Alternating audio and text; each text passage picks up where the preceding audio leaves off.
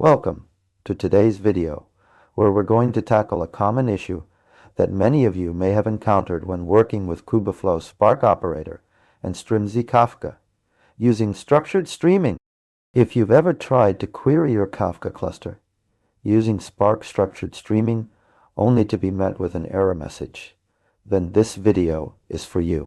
In this video, we'll break down the key concepts involved in this process, explain why these errors occur, and provide a step-by-step guide on how to troubleshoot and resolve them. By the end of this video, you'll have a clear understanding of what's going wrong and how to fix it. So let's dive right in and explore this topic further. When working with Kubeflow Spark Operator and Strimzi Kafka using structured streaming, one common error that many users encounter is related to querying the Kafka cluster. This error can manifest itself in different ways, but the root cause often lies in the way we're configuring our Spark application or the way we're interacting with the Kafka cluster. Let's start by breaking down what happens when we try to query a Kafka topic using Spark structured streaming. When we create a Spark structured streaming job, it essentially creates a continuous stream of data that's being read from the Kafka topic. However, for this to work correctly, there are several configuration settings and dependencies that need to be in place.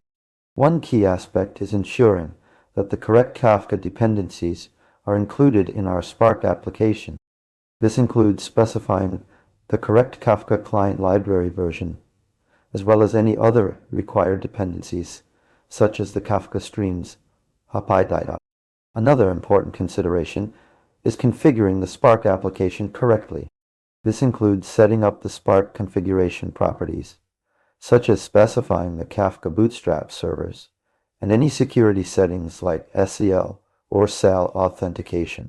If these configurations are not set up correctly, we may encounter errors when trying to query the Kafka cluster using structured streaming.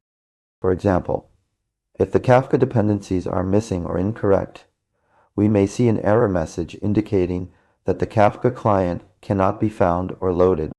To troubleshoot and resolve this issue, let's walk through a step-by-step process to ensure everything is configured correctly. First, verify that all required Kafka dependencies are included in our Spark application. This includes checking the Maven or Gradle build files for any missing dependencies. Next, review the Spark configuration properties to ensure they're set up correctly.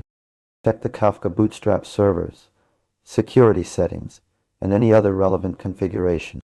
Additionally, make sure that the Strimzi Kafka operator is properly configured and running in our Kubernetes cluster. This includes checking the pod status logs and ensuring that the Kafka cluster is healthy and accessible. By following these steps, we can identify and resolve any configuration issues or dependencies problems that may be causing errors when querying our Kafka cluster using Spark structured streaming. To summarize, some key points to keep in mind when troubleshooting errors related to querying Strimzi Kafka using Spark structured streaming are: verify all required Kafka dependencies are included in the Spark application. Review and ensure correct Spark configuration properties.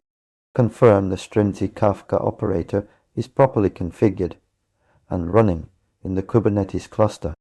By following these steps, you should be able to resolve common errors related to querying your Kafka cluster using structured streaming. That's it for today's video. We've covered a lot of ground, from understanding what goes wrong when querying Strimzi Kafka using Spark structured streaming to troubleshooting and resolving configuration issues. If you have any questions or need further clarification on any of the points discussed in this video, please leave them in the comments below. If you found this video helpful, be sure to like it and subscribe to our channel for more content related to Kubeflow, Spark, Kafka, and other cloud-native technologies. We'll see you in the next video.